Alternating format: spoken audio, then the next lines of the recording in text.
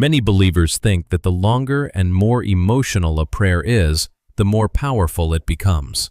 We try to fill the silence with intensity, only to find ourselves more exhausted than before. Perhaps the issue isn't whether heaven is listening, but rather the internal state of our hearts while we speak. This video will unpack why some prayers lose their weight, what actually creates spiritual stability, and how real prayer transforms a person from the inside out. You've just finished a long day, your mind is tired, and you start to pray. You repeat the same worries, the same requests, but after you say amen, your heart is still restless, still heavy. You still pray and you still believe in God. Yet, you feel emotionally drained, spiritually distracted, and inwardly weighed down. Why do we still feel disconnected even in the middle of a conversation with Him? The truth is, prayer is not just asking God to move.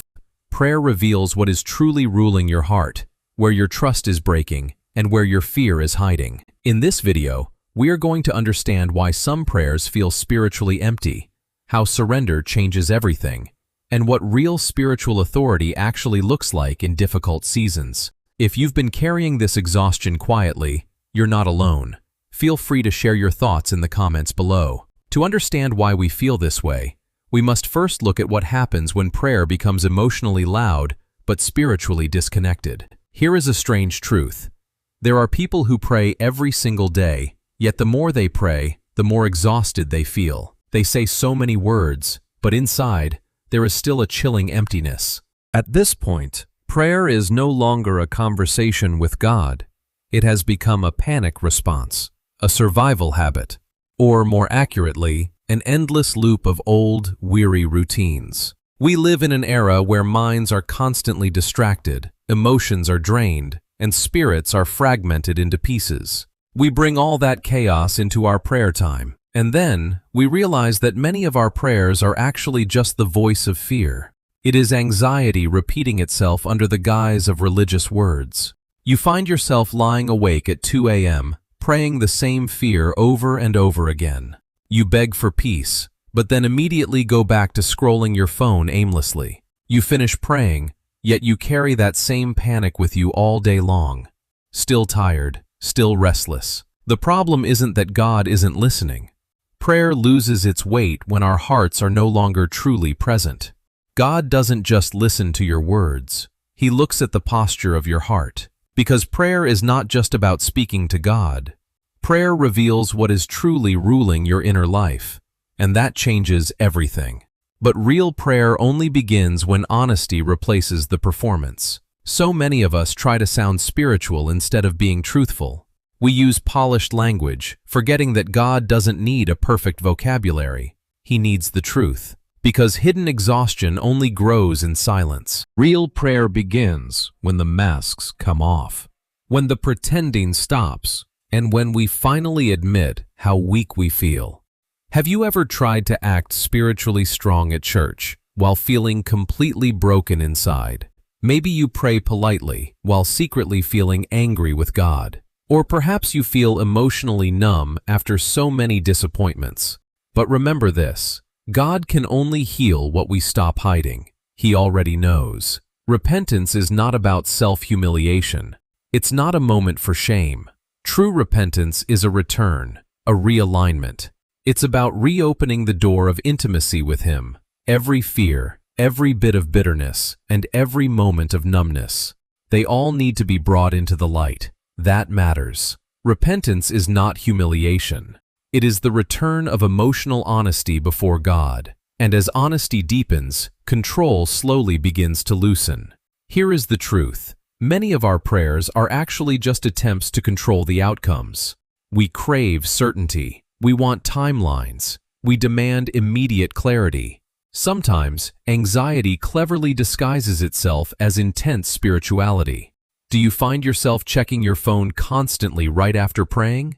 You pray, yet in your mind, you are still mentally rehearsing the worst-case scenarios. We hold tighter, and we feel it.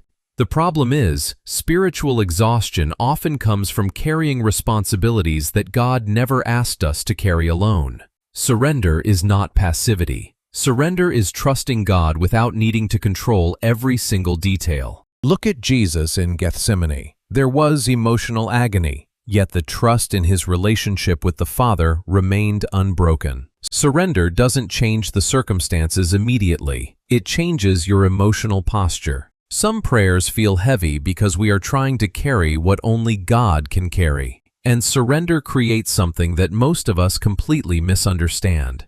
The deepest prayers are not the ones that force heaven to move faster. They are the ones that slowly transform the person praying. We often seek prayer to get answers, but God uses prayer to help us become aligned. If prayer changes the person before it changes the circumstances, then what does true authority actually look like? Spiritual authority is not about the volume of your voice. It is not about emotional intensity, and it's not about sounding powerful. Authority begins when your identity stabilizes, when fear loses its dominance, and when truth becomes internalized. Many believers know Scripture intellectually, yet they still live emotionally defeated. Authority is calm before it is loud. Look at Jesus. He rarely sounded frantic. Authority in daily life is about resisting panic. It is about refusing bitterness and maintaining peace under pressure. Calm matters. The enemy is not intimidated by noise. He studies instability. Authority is not proven in dramatic moments first. It is revealed in consistent inner stability, and people around us can feel that difference. But stable faith becomes hardest when heaven feels silent. Delayed answers create emotional fatigue. Silence from God often exposes what lies deepest within us: our hidden expectations, our secret fears, and our conditional trust. Waiting seasons are not wasted. They reshape our motives, deepen our dependence, and purify our faith. Faith is not pretending everything is okay. Faith is staying close to God while not understanding what is happening, and it hurts. Many people stop praying because disappointment has accumulated slowly over the years. Exhaustion has replaced expectancy. The greatest threat to faith is not always intense suffering. Sometimes it is slow discouragement. But spiritual maturity is often formed quietly. God still sees. The strongest believers are often not the loudest ones. They are the ones who stayed faithful in the silence. And this is where prayer stops being emotional survival and becomes spiritual endurance. In the end, we realize that the most powerful prayer doesn't come from the volume of our voice or the intensity of our emotions. Prayer changes when our hearts become honest, when trust deepens, and when surrender provides us with a steady place to stand. True faith is staying close to Him, even during the long seasons of silence. If you are still here, right now, it says so much about who you are. You are someone still seeking God sincerely, still trying to trust even through the weariness. You hunger for a spiritual depth that goes beyond the surface. Maturity often looks quiet. You don't have to be stronger than you are. God sees your quiet faithfulness, and it matters deeply to Him. I would love to know what you are carrying silently right now, or one thing you want to surrender to God today. Feel free to share in the comments so we can support one another. We are walking this journey and growing in faith together every week. I hope these reflections bring you a sense of grounding for the days ahead. Remember, God remains present even when He is silent.